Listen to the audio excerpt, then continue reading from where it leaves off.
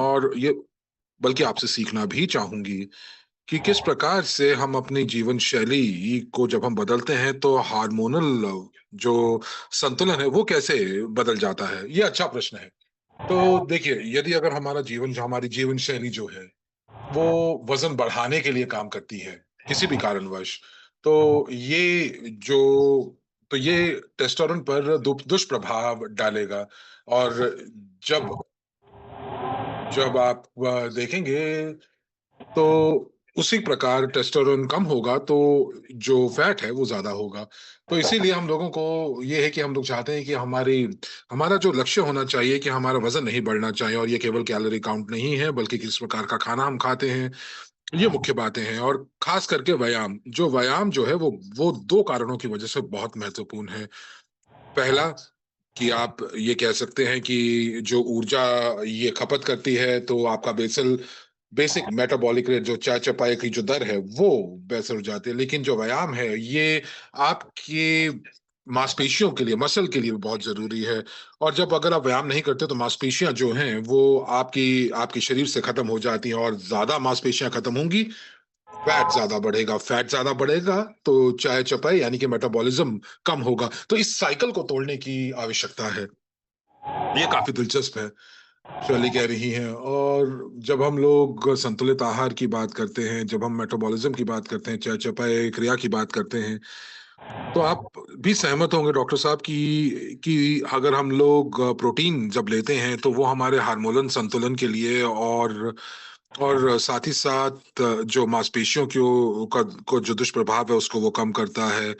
और फिर उसके बाद सोने के लिए, जो हम लोगों को मालूम पता है, हम सभी को मालूम है कि आने वाले स्लाइड के ऊपर हम काफी देखेंगे कि जो गुणवत्ता है आपके सोने की, और जो ये बहुत महत्वपूर्ण भूमिका निभाती है। और यही मैं इसी के ऊपर बात करना चाह रही थी कि अब हम लोग आगे बढ़ते हैं और हम लोग आगे देखते हैं कि अपने अपने ऑडियंस के पास, अपने दर्शकों के पास भी जाते हैं, और हम लोग आपसे पूछना चाहेंगे कि ऐसा कौन सा प्रोडक्ट है जिसके अंदर ओमेगा 3 फैटी एसिड्स हैं। बस जानना चाह रहे हैं कि कितने लोग सक्रिय रूप से इस सत्र को सुन रहे हैं। तो क्या आप मुझे थम्स अप या हार्ट, तो मैं देख पा रही हूँ। और तो मुझे बताइए कि कौन से प्रोडक्ट के अंदर जो है वो ओमेगा 3 मौजूद होता है। चलिए, बहुत बढ़िया। मैं बहुत सारे जवाब भी यहाँ पे दिखाई दे रहे हैं, और सभी लोग आज हमारे साथ इस प्रश्न के उत्तर जो है वो दे रहे हैं। तो ये एक मेरे लिए काफी अच्छा है कि मैं इस सत्र को आगे बढ़ाऊं। तो जैसा कि हमने सोने की बात की डॉक्टर साहब, तो किस प्रकार से अगर हम लोग जब सोएंगे नहीं तो वो कैसे प्रभाव डालता है। व्यवहारिक तौर पर कॉर्टिसोल जो कि एक स्ट्रेस हार्मोन है, तो कोई एक ऐसा Recording तरीका है कि stopped. हम लोग जो है अपने Recording in के संतुलन progress. को बेहतर बना सकते हैं। देखिए, जब आप सोने की बात करते हैं, या नींद के अभाव की बात करते हैं, तो इसका मतलब यह है कि आपके जो शरीर है उसके अंदर हमेशा स्ट्रेस हार्मोन ज्यादा होगा, क्योंकि आप आराम नहीं कर रहे हैं। जब आप बहुत ज्यादा डीप स्लीप में चले जाते हैं, जिसे रेम स्लीप भी बोला जाता है, तो जब आप बहुत गहरी निद्रा में चले जाते हैं तो आपका शरीर पूरे तरीके से तनाव रहित हो जाता है, और इसीलिए ये बहुत महत्वपूर्ण होता है। अब अगर आपकी निद्रा का जो चक्र है वो आप किसी भी कारणवश, जैसे कि आप किसी दबाव में हैं या तनाव में हैं जिसकी वजह से आपको नींद नहीं आ रही है, तो असंतुलन बहुत ज्यादा होता है, क्योंकि आपके कॉर्टिसोल ज्यादा होता है, एड्रेनलिन ज्यादा होता है, जो कि आपके शरीर में बीमारियों को बढ़ा सकता है, जैसे कि तनाव, या जो है जो उच्च रक्तचाप की दिक्कत, हाई ब्लड प्रेशर की दिक्कत। तो इसीलिए जो एक जीवन शैली बहुत जरूरी है। कैफीन ना लेना, ये बहुत ज्यादा महत्वपूर्ण है कि आप एक संतुलित निद्रा को लें। तो जैसे कि जब कॉर्टिसोल बहुत ज्यादा होता है तो हमारा शरीर एक आक्रमण के अंतर्गत होता है। तो हम लोग इसी वजह से, जब हमारा कॉर्टिसोल ज्यादा होता है तो क्या होता है कि हम लोग जो जो हम लोगों की जो इच्छा शक्ति है वो कम हो जाती है। और फिर क्या होता है कि जो अच्छे हार्मोन्स होते हैं वो भी कम हो जाते हैं। तो मुझे ये बताइए कि जब हम लोग कहते हैं कि हार्मोनल का संतुलन बहुत महत्वपूर्ण होता है, तो हम लोग क्या ऐसा कर सकते हैं कि ये इसकी रोकथाम हम कर सकें, कैसे हम बेहतर सो सकें और कॉर्टिसोल को नियंत्रित कर सकें। डॉक्टर सिंघल कह रहे हैं कि देखिए ये तो जीवन शैली बहुत महत्वपूर्ण है और साथ ही साथ आपकी क्षमता कैसी है कि आप कितना आराम कर सकते हैं। कुछ लोग स्विच ऑफ नहीं कर पाते, कुछ लोग हमेशा काम पर रहते हैं, दबाव वाला कार्य उनके ऊपर होते हैं, उनकी नौकरी दबाव वाली होती है। तो इसीलिए हम लोगों को एक रणनीति होनी चाहिए कि हम कैसे अपने आप को जो है वो तनाव रहित करें। कुछ लोग ध्यान लगाते हैं, कुछ लोग योगा कहते हैं, बहुत अच्छी बात है। सोच समझ कर खाना और साथ ही साथ कैफीन को बिल्कुल छोड़ देना। लोग चाय और कॉफी लेते हैं, लेकिन आप जो है डी कैफिनेटेड कॉफी या चाय पी सकते हैं। तो ये सारी की सारी चीजें जो कि आपको जगाते हैं, उसको आप छोड़ देंगे तो बेहतर होगा। तो अब आपने जैसे कैफीन की बात की, तो हमारे पास एक बहुत ही बढ़िया उत्पाद है जो कि हम लोगों ने अभी पिछले साल जो हम लोगों ने जिसका शुभारंभ किया था, जिसका नाम है स्लीप एनहांस। और ये 28 दिनों तक के लिए स्लीप एफ्रॉन को लेना, ताकि गुणवत्ता की जो निद्रा की गुणवत्ता जो है वो बेहतर हो जाती है। और अगर आप जो है जैसे 2 घंटे सोते हैं और फिर बीच में उठते हैं, तो बेहतर सोना भी मुझे लगता है कि बहुत जरूरी है। तो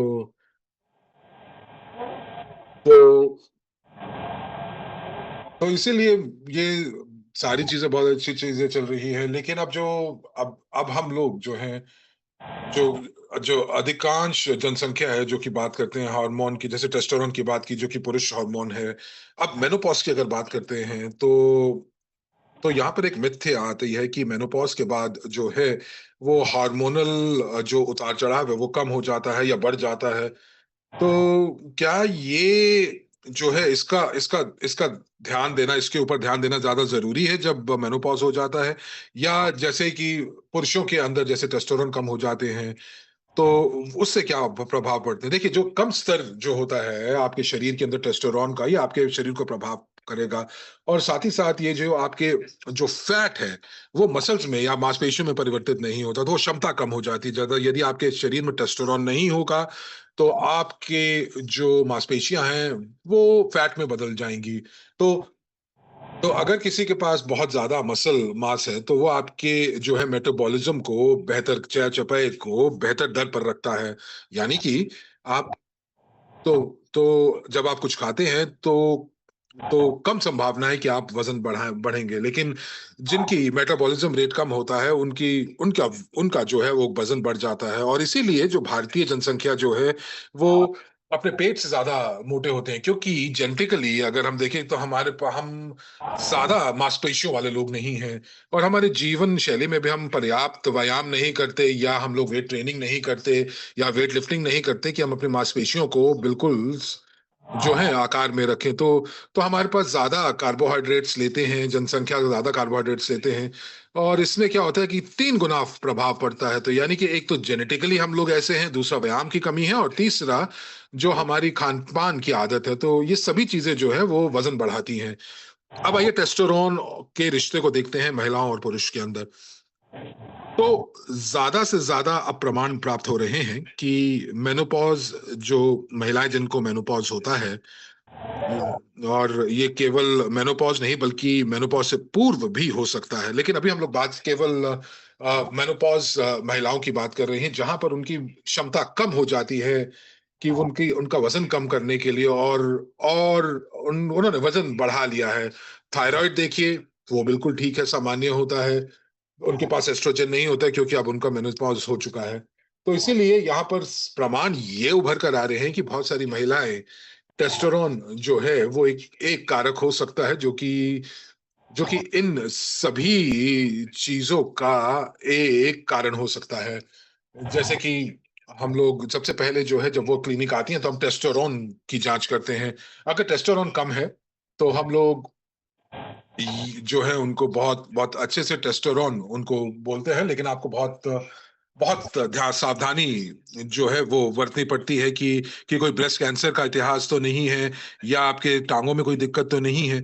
तो जब हम लोग ये देख रहे हैं अपने डेटा के साथ, वो ये कि इससे क्या होता है, महिलाओं के अंदर जो जो अ, जो एक जो जो स्वास्थ्य है वो बेहतर हो जाता है, और उनके मानसिकता बेहतर हो जाती है। वो जिंदा रहना चाहती हैं, जीवन जीतना चाहती हैं। तो इस प्रकार की चीजें जो है वो देखने को मिलती हैं। तो ये बहुत ही महत्वपूर्ण चीजें आप बता रहे हैं डॉक्टर साहब, शर्ली कह रही हैं। और जिस प्रकार हम लोगों ने एस्ट्रोजन, जो यहाँ पर हम जिसके ऊपर बात कर रहे हैं, तो कुछ चीजें हैं जैसे कि फाइटो एस्ट्रोजन, और ये एक प्राकृतिक फाइटो एस्ट्रोजन है, प्राकृतिक स्तर पर उपजते हैं। तो आप लोग जो है ये बताएं कि कौन सा प्रोडक्ट जो है ये फाइटो एस्ट्रोजन इनके अंदर, उसके अंदर मौजूद है, या तत्व जो है जो सोय आइसोफ्लेविन है। तो क्या मैं देख सकती हूँ, क्या मैं आपके उत्तर देख सकती हूँ प्रश्न उत्तर के अंदर?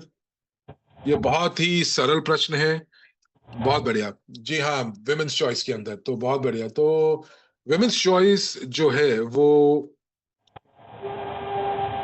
ये आइसोफ्लेविन इसके अंदर होता है। ये एक मुख्य तत्व है जो कि एस्ट्रोजन, जो शरीर के अंदर एस्ट्रोजन है उसकी उसकी जो है वो प्रतिलिपि बनाता है, कॉपी करता है। तो तो जब आप 18 के ऊपर हो जाती हैं तो आपको जो है वो आप ये शुरू करते हैं, क्योंकि हम लोगों को ये पता चला है कि एस्ट्रोजन जो है वो कितना महत्वपूर्ण है, क्यों महत्वपूर्ण है, और इसी के साथ साथ वो बहुत ही महत्वपूर्ण भूमिका निभाता है हमारे कैल्शियम को सोखने के लिए। आइए दूसरी स्लाइड के ऊपर चलते हैं। क्या डॉक्टर सिंगल कह रहे हैं, क्या मैं यहाँ पर कुछ कह सकता हूँ शैली? ये बहुत ही महत्वपूर्ण जो आपने जो रेखांकित की है, एस्ट्रोजन और प्लांट वनस्पति, एस्ट्रोजन वनस्पति। तो बहुत सारी महिलाएं जो हैं वो अब वो प्राकृतिक एस्ट्रोजन रिप्लेसमेंट की तरफ जा रही हैं। वो जो है वो कृत्रिम यानी कि सिंथेटिक एस्ट्रोजन नहीं लेना चाहती। तो ये कुछ दिलचस्पी हो सकती है कि जो हमारी जनसंख्या है पूरे विश्व की, ये काफी ज्यादा इसकी तरफ आकर्षित हो रही है। ये बहुत दिलचस्प है। चलिए, कह रही है तो डॉक्टर साहब एक बात बताइए कि जैसे कि हम लोगों ने जीएनपी जो कहते हैं कि 30% प्रोटीन, 40% कार्बोहाइड्रेट्स, और बाकी जो है वो अ, तो प्रोटीन जो है वो किस प्रकार से संतुलन करता है हार्मोनल का, और माइक्रोन्यूट्रिएंट्स के संतुलन को कैसे बनाए रखता है? तो क्या हमारे को लगातार हमारे डाइट में प्रोटीन का होना जरूरी है? तो डॉक्टर साहब कह रहे हैं कि देखिए, दो मुख्य भूमिका निभाता है प्रोटीन। तो ये एक तो वो है कि जहाँ आपके शरीर का निर्माण करता है। अगर आपके शरीर में अगर उसकी कमी होगी, तो जो भी आपके जो भी सेल के स्तर के ऊपर जो जो जो कार्य संचालन चल रहा है वो पूरा नहीं हो पाएगा। देखिए, अगर हार्मोन अगर होगा भी आपके शरीर में, अगर आपका सेल ठीक काम नहीं करेगा तो वो भी काम नहीं कर पाएगा। और वो Recording इसलिए काम नहीं stopped. कर रहा है सेल, क्योंकि आपके उसके अंदर प्रोटीन नहीं आ रही है। तो Recording in प्रोटीन progress. जो है वो बहुत जरूरी है। और मुझे लगता है कि ये जो प्रोटीन है वो एक ईंट की तरह काम करता है आपके आपकी इमारत के अंदर। अगर ईंट ठीक नहीं होगी तो बिल्डिंग खरी ठीक नहीं होगी। दूसरा, बड़े स्तर के ऊपर, मैक्रो लेवल के ऊपर, प्रोटीन जो है वो हम लोगों को भरा भरा रखता है। तो जब आपके पास प्रोटीन होगा तो आपकी जो है कुछ और खाने की इच्छा कम हो जाएगी। आप ज्यादा कार्बोहाइड्रेट खाएंगे तो आपकी जो जो जो इच्छा है वो और ज्यादा बढ़ेगी, कुछ और खाने की इच्छा बढ़ेगी। तो जैसा कि आपने बोला डॉक्टर साहब कि तो प्रोटीन जो है ये एक बहुत महत्वपूर्ण भूमिका निभाता है। तो हमारे जो एक्सपर्ट्स हैं वो ये कहते हैं कि वो केवल और केवल आपकी प्रोटीन मांसपेशियों को नहीं बनाते हैं, बल्कि साथ ही साथ ये जो है वो इंसुलिन की जो आपकी सेंसिटिविटी है, जो वो भी बढ़ाता है। तो मुझे उम्मीद है कि आप सभी लोग जो है इन सभी चीजों को लिख रहे होंगे। और जब आप कार्बोहाइड्रेट्स को जो लो ग्लाइसेमिक इंडेक्स के साथ जोड़ते हैं तो ये बेहतर हो जाता है। और तो हार्मोन प्रसंस्करण के लिए, कि जैसे कि डॉक्टर साहब ने उदाहरण दिया है कि अमीनो एसिड जो है वो हमारे प्रोटीन्स जो है वो पूरे इमारत की एक ईंट की तरह है। तो ये मदद करते हैं कि किस प्रकार से वो आपके संश्लेषण करते हैं आपके हार्मोन्स का। तो इसीलिए इन सभी चीजों का हम लोगों को ध्यान रखने की आवश्यकता है। और डॉक्टर साहब की हम लोगों को मालूम है कि माइक्रो न्यूट्रिएंट्स जो हैं वो बहुत ही महत्वपूर्ण भूमिका जो है निभाते हैं, और इनको माइक्रो न्यूट्रिएंट्स भी बोला जाता है। लोग जो हैं वो इसको अनदेखा कर देते हैं क्योंकि इसको कम मात्रा में लेना होता है। परंतु ये बताइए कि ये कम मात्रा में तो लेते हैं, लेकिन ये क्यों महत्वपूर्ण है हमारी डाइट के अंदर? तो जैसा कि आपने स्लाइड के अंदर लिखा है, ये सारे के सारे माइक्रो न्यूट्रिएंट्स बहुत जरूरी हैं, और हर एक माइक्रो न्यूट्रिएंट जो है उसके एक एक तो चलिए विटामिन डी की अगर बात करें तो विटामिन डी की कमी भारतीय आबादी में या जो गहरी चमड़ी की आबादी होती है उसमें काफ़ी आम होती है। 95% जो विटामिन डी का जो उत्पादन होता है वो प्राकृतिक सूर्य की किरणों से होता है। तो जैसे सूर्य की किरणें शरीर पर पड़ती हैं तो विटामिन डी में अपनी त्वचा के कोशिकाएं बदल जाती है, क्योंकि हम लोग बहुत ज़्यादा धूप में नहीं जाते हैं।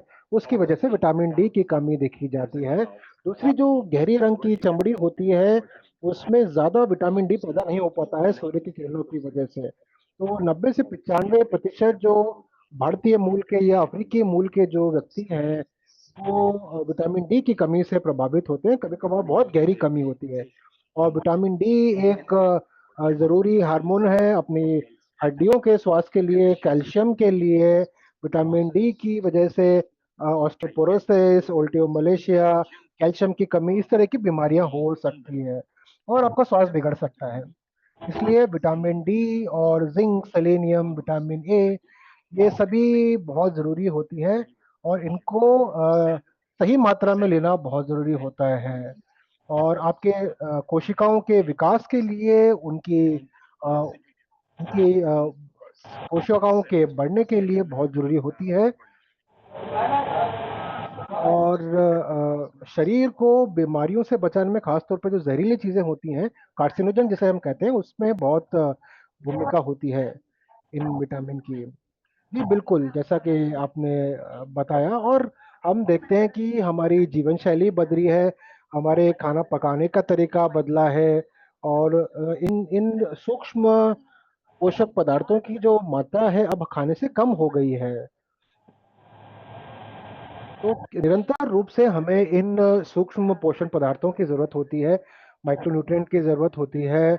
और विटामिन की गोलियां हमें लेनी होती हैं जिसके अंदर selenium, zinc, iron, magnesium, chromium, vitamin A, D, B complex, iodine, ये सब हमें सूक्ष्म पदार्थ हमें मिल जाते हैं। इसलिए इसको अनदेखी करना बहुत खतरनाक हो सकता है और रोज निरंतर रूप से हमें ये दवाइयाँ लेने की ज़रूरत होती है। जब अब अगला सवाल हमारा ये है कि अगर किसी के शरीर में हार्मोन का असंतुलन हो तो कब उन्हें डॉक्टर के पास जाना चाहिए, कब उन्हें डॉक्टर से सलाह लेनी चाहिए? देखिए, एक तो अगर आपका वजन बढ़ रहा है या आप कोशिश कर रहे हैं, आप वजन घटा नहीं पा रहे हैं, वो तो एक है। लेकिन किसी भी हार्मोन का जो असंतुलन है उसका सबसे आम जो संकेत हमें देखने को मिलता है या लक्षण देखने को मिलता है वो है थकान।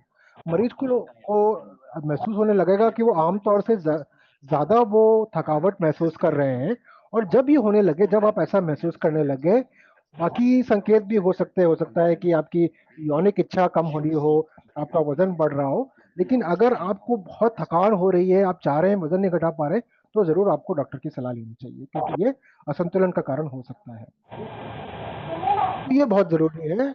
और डॉक्टर, ये जो हार्मोन का असंतुलन होता है वो ऐसा नहीं है कि हम उसको नजरअंदाज कर सकते हैं, उस दिन हम इसकी अनदेखी कर दें और फिर 6 महीने बाद जाके हम डॉक्टर को दिखाएं। इसका इसका रोज हमें ख्याल रखना है, अपनी जीवन शैली बदलनी है, अपनी खुराक हमें सही करनी है और कसरत हमें करनी है। और मैं जानती हूँ, मुझे लगता है कि सभी लोगों को ऑक्सीटोसिन, डोपामाइन के बारे में मालूम होगा, जो हमें अच्छा महसूस कराते हैं, खुश महसूस कराते हैं। किस तरह से व्यायाम, कसरत इस तरह के हार्मोन को पैदा करती है हमारे शरीर में और हमें बेहतर महसूस कराती है, क्या भूमिका है इनकी? जी, ये महत्वपूर्ण हार्मोन है जो आपके कल्याण के लिए बहुत ज़रूरी है, आपको अच्छा महसूस कराने के लिए बहुत ज़रूरी है। इनको हम एंडोर्फिन कहते हैं। जब भी आपके शरीर में एंडोर्फिन पैदा होता है तो आपको अच्छा महसूस होता है। तो कसरत का जो असली मकसद वजन घटाना नहीं है, शरीर में एंडोर्फिन पैदा करना है, जो आपको ताज़ा और आपको सक्रिय बनाते हैं, आपको बेहतर महसूस कराते हैं। ये मकसद बहुत ज़रूरी है। अनुसंधान है, शोध है, वो बताता है कि अगर आप कसरत करते हैं तो कसरत से आपका वजन कम नहीं होगा। कसरत जरूरी है, जो आप अभी चीजें बता रही थी उनके लिए है, और आपकी जो मांसपेशियां हैं उनको बढ़ाने के लिए, उनको मजबूत बनाने के लिए कसरत बहुत जरूरी है। वजन घटाने में उतना उसका योगदान नहीं है। और जब मैं इन हार्मोन की बात करती हूँ तो अ, समूह में चीजें करना, समूह में गतिविधियां करना, इन हार्मोन को पैदा कर सकता है। तो एक सामाजिक वातावरण में रहना, लोगों के साथ मिलके काम करना, क्योंकि हम लोग कई बार अपने समुदाय में, अपने समूह के बीच में इस तरह की गतिविधियां करते हैं। हम लोग न्यूट्रिशन क्लब चलाते हैं हर्बल लाइफ में, जहाँ पे हम लोग लोगों से बातचीत करते हैं, एक दूसरे के स्वास्थ्य के बारे में बात करते हैं। तो क्या इस तरह की चीजें, ऑक्सीटोसिन, क्या हमारे जो सामाजिक जीवन है ऑक्सीटोसिन को बढ़ाने में मदद कर सकता है? क्या भूमिका है हमारे सामाजिक जीवन की ऑक्सीटोसिन की मात्रा में? बहुत बहुत जरूरी है, बहुत बहुत महत्वपूर्ण है। मैं मुझे लगता है आप लोग कर रहे हैं, बहुत ही जरूरी है वो, बहुत ही अद्भुत है वो, क्योंकि हम लोग अलग अलग होते जा रहे हैं। हम लोग एक अलगाव की एक एहसास हमको होने लगा है। पहले संयुक्त परिवार होते थे, अब संयुक्त परिवार कम हो गए हैं, पति पत्नी अकेले या अपने बच्चों के साथ रहते हैं। तो जब आपका एक सामाजिक जीवन होता है, आप लोगों से मिलते हैं, लोगों के साथ चीजें करते हैं, तो आपके शरीर में ऑक्सीटोसिन पैदा होता है, जो ना सिर्फ आपको अच्छा महसूस कराता है, बल्कि आपकी जो बेजल, आपकी जो बुनियादी मेटाबॉलिक रेट है वो ऊपर चली जाती है। अगर आप शायद या आप बहुत दुखी सा महसूस कर रहे हैं, तो आपकी बेजल मेटाबॉलिक रेट नीचे चली जाती है, और सामाजिक जीवन आपको उसको उठाने में मदद करता है। तो इसलिए इसको खुशी का हार्मोन कहा जाता है। कुछ सवाल हम चाहेंगे कि अपनी जो अपने हमारे साथ जो वेबिनार में जुड़े हैं उन लोगों से भी हम लें। तो एक सवाल जो आया है वो है कि अगर कॉर्टिसोल अगर ज्यादा है तो किस तरह से हम लोग वजन घटा सकते हैं, या अपने कॉर्टिसोल हार्मोन को किस तरह से हम नियंत्रित कर सकते हैं? तो एक सवाल आया जी मुझे, अगर कॉर्टिसोल अगर है, कॉर्टिसोल का सवाल मैं पहले बताता हूँ। कॉर्टिसोल की मात्रा अगर ज्यादा है तो दो कारण हो सकते हैं। एक तो आपके पिट्यूटरी जो ग्रंथि है, और एक आपकी एड्रेनल जो ग्रंथि है जो आपके पेट में होती है। पिट्यूटरी आपके दिमाग में होती है। तो पिट्यूटरी ग्रंथि एसीटीएच का एक हार्मोन छोड़ती है, इसकी वजह से एसीटीएच ज्यादा होने की वजह से कॉर्टिसोल ज्यादा हो सकता है। या एड्रिनल ग्रंथि जो है आपकी, वो हो सकता है कि कॉर्टिसोल ज्यादा पैदा कर रही है। इन सभी चीजों का चिकित्सीय इलाज जरूर है, लेकिन जो मूल कारण है, आमतौर पे पिट्यूटरी ग्रंथि होती है जो एसीटीएच ज्यादा मात्रा में पैदा कर रही होती है। तो हम लोग जांच करते हैं और हम उस ग्रंथि से उस मॉड्यूल को निकाल लेते हैं, यानी उसके लिए एक ऑपरेशन की जरूरत होती है। अगर एड्रेनलिन ग्लैंड की वजह से हो रहा है, दो आपकी ग्रंथियां होती हैं, बाईं तरफ और दाहिनी तरफ। अगर आपकी जिस भी आपकी ग्रंथि से ज्यादा अ, मात्रा में कॉर्टिसोल पैदा हो रहा है, आपको वो ग्रंथि हटानी पड़ती है। जो ये चिकित्सा होती है, ये आमतौर पे ये जरूरी नहीं है कि काम करे। और तो आपको आपको कॉर्टिसोल आपका नियंत्रण में लाने के लिए आपको ये चिकित्सीय इलाज कराने की जरूरत होती है। अब थायराइड की बात करें तो ज्यादा थायराइड का क्या मतलब है? थायराइड TSH, TS4, TS3, इस तरह के थायराइड हैं। TSH के ज्यादा होने का मतलब है कि आप सक्रिय ज्यादा नहीं, आप कम सक्रिय हैं। और TSH ज्यादा होने का मतलब है आप बहुत ज्यादा सक्रिय है। अगर आप बहुत ज्यादा सक्रिय है तो आपका वजन कम होगा, अगर आप कम गतिविधि कर रहे हैं तो आपका वजन बढ़ेगा। अगर आप नीमोथायरक्सिन टैबलेट लेते हैं 50 माइक्रोग्राम या 75 माइक्रोग्राम या 100 माइक्रोग्राम लेते हैं, तो वो काफी होगा। और जैसे जैसे थायराइड आपकी सही काम करने लगेगी तो आपका मेटाबॉलिज्म भी ठीक हो जाएगा और आपका वजन घटना शुरू हो जाएगा। तो दूसरा सवाल जो आया है वो ये है कि कितना समय हमें सूर्य की किरणों के बीच में रहना होगा ताकि विटामिन डी सही पैदा हो? बहुत अच्छा सवाल है ये। तो अभी जो हमारे सामने जो प्रमाण हैं वो बताते हैं कि अगर बिना प्रदूषण के आप सूर्य किरणों के नीचे रहते हैं 4 घंटे, हो सकता है कि आप आपका चेहरा जब अगर उसके ऊपर कुछ नहीं पहना है, पाँव के ऊपर कुछ नहीं पहना है, हाथ के ऊपर कुछ नहीं पहना है, तो 4 घंटे की सूर्य किरणें चाहिए होती हैं आपको। इसलिए मैं कह रहा था कि किसी को भी पर्याप्त मात्रा में नहीं मिल रही है सूर्य की किरणें। बिल्कुल ठीक है, इतना 4 घंटे की सूरज की रोशनी तो किसी को नहीं मिल पा रही है। अगला सवाल है कि क्या अ, अच्छा वजन अगर आप बना के रखें तो क्या उससे आपकी ग्रंथियां ठीक से काम करने लगेगी? आपके 3 बड़े सुझाव क्या होंगे ऐसे लोगों के लिए जो बाहर ज्यादा खाते हैं, जो कैलोरी ज्यादा सेवन कम करते हैं, और जो प्रोटीन कम मात्रा में ले पाते हैं? सबसे बड़ी मेरी सुझाव होगा कि आप अपने खुराक ठीक करें। अगर आप अपने वजन के बारे में अगर चिंतित हैं तो ये खुराक उसमें महत्वपूर्ण है। आपका जो कसरत है वो आपकी मांसपेशियों को ठीक करती है, लेकिन वजन के लिए आपके लिए आपको अपनी खुराक देखनी होगी। ज़्यादा आप कार्बोहाइड्रेट वाली चीज़ें खाते हैं, मीठा ज़्यादा खाते हैं, तो उसकी वजह से आपका वजन बढ़ सकता है। तो इसको उल्टा करें, अगर आप प्रोटीन ज़्यादा लें, कार्ब कम लें। मैं नहीं कह रहा हूँ कि कार्ब बिल्कुल हटा दें, क्योंकि वो सामान्य नहीं है, लेकिन कम कार्बोहाइड्रेट और ज़्यादा प्रोटीन लेना आपके शरीर में मेटाबॉलिज्म को बेहतर बनाता है, और कुछ ही महीनों में आपका वजन धीरे धीरे घटने लगेगा, कुछ ही महीनों में आपको उसका प्रभाव दिखने लगेगा। इसके अलावा हार्मोन की कोई दिक्कत नहीं है, इसके लिए आप जांच कराएं। सबसे ज्यादा जो आम दिक्कत होती है पेट के पास चर्बी चढ़ने की, वो टेस्टोस्टेरोन की कमी की वजह से होता है। बाकी जो हार्मोन है वो ज्यादातर आपको आपके वजन को प्रभावित नहीं करते, खासतौर पे पेट के आसपास की चर्बी नहीं बढ़ाते हैं। लेकिन आप देख सकते हैं कि टेस्टोस्टेरोन की जब थोड़ी बहुत कमी होती है, उसकी वजह से पेट के आसपास फिर आपका वजन बढ़ने लगता है। और अगर आप हार्मोन के संतुलन को आप ठीक कर लें, तो फिर आपका पेट के आसपास की चर्बी कम होने लगेगी। अगला सवाल है कि अगर आप अच्छा पोषण लेते हैं, पोषण ज्यादा मात्रा में लेते हैं, और जैसा कि आपने कहा प्रोटीन हमें चाहिए है, तो ये बहुत जरूरी है। और मैं आप सभी लोगों से पूछना चाहूंगी जो हमारे वेबिनार से जुड़े हैं, कि क्या आपने अपना आज शेक लिया है? तो मुझे इशारा करके बताइए। हाँ, आप भी थम्स अप करके बता सकते हैं, क्योंकि शेक बहुत ज़रूरी है एक संतुलित खुराक, एक संतुलित आहार के लिए। तो सभी ने अच्छी मात्रा में प्रोटीन लिया है, शेक लिया है आज, देख के अच्छा लग रहा है। और आज के सत्र का आखिरी सवाल है डॉक्टर, कि क्यों हार्मोन का जो असंतुलन है वो महिलाओं में ज़्यादा होता है? क्या ये सही है? क्यों हो सकता है अगर ये सच है तो? देखिए, इसका हमने बहुत जांच की है कि क्यों थायराइड महिलाओं में ज़्यादा होता है, और इसका अभी तक कोई पक्का जवाब तो नहीं मिला है। निर्धारित रूप से तो हम नहीं कह सके हैं, अभी कोई जेनेटिक तौर पे कोई कारण नहीं दिखाई दिया है। तो अभी भी इसकी जांच चल रही है, इस पे भी अभी शोध किया जा रहा है। कारण बताना मुश्किल है, लेकिन हाँ होता है ये। तो जैसा कि डॉक्टर ने बताया कि इस पे अभी भी शोध चल रहा है, इसका कोई पक्का जवाब अभी तक विज्ञान को नहीं मिला है। तो डॉक्टर साहब ने आज बताया कि किस तरह से हार्मोन का संतुलन बनाए रखना जरूरी है, किस तरह से वजन घटाने के लिए खुराक बहुत जरूरी है, और व्यायाम का क्या भूमिका होती है, व्यायाम क्या करता है हमारे शरीर में।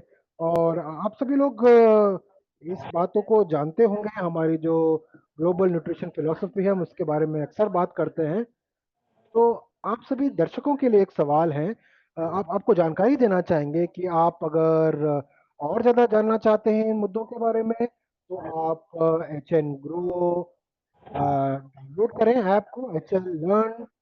वो पे जाके आप मोबाइल फ़ोन पे, चाहे एंड्रॉयड फ़ोन हो, चाहे एप्पल आईफोन हो, और वहाँ पे जाके अपनी भाषा में आपको बहुत सारी सामग्री मिलेगी, हिंदी में भी और कन्नड़ा में भी, और जैसे ही और बाकी भाषाओं में भी।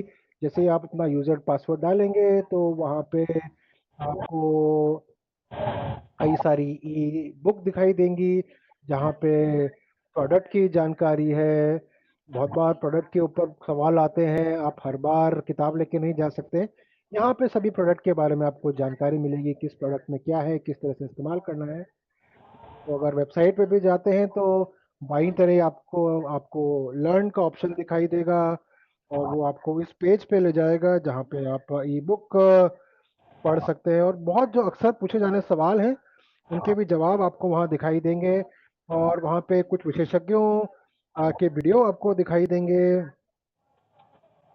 हमारे जो विशेषज्ञ हैं डॉक्टर लुई जी है, डॉक्टर नतानियल और डॉक्टर लैगनर, ये इन सभी के आपको वीडियो वहाँ पे दिखाई देंगे जिनका आप लाभ उठा सकते हैं। डॉक्टर पराग, बहुत बहुत शुक्रिया इस कॉल में हमारे साथ जुड़ने के लिए, और हमारे एसोसिएट की मदद करने में, हार्मोन के बारे में समझने में। और ये इसके बारे में जानकारी बहुत कम मिलती है, और बहुत ही महत्वपूर्ण ये विषय है।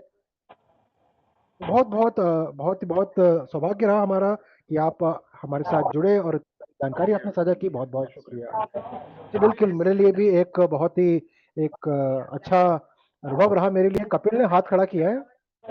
जी जी, बहुत सारे लोग भी धन्यवाद दे रहे हैं आपको।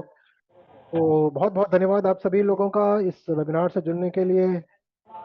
तो इस सत्र को यहीं खत्म करेंगे और अगली बार अगले एक और रोचक सत्र के लिए के साथ आपके साथ वापस आपके सामने शामिल Recording होंगे। धन्यवाद। stopped.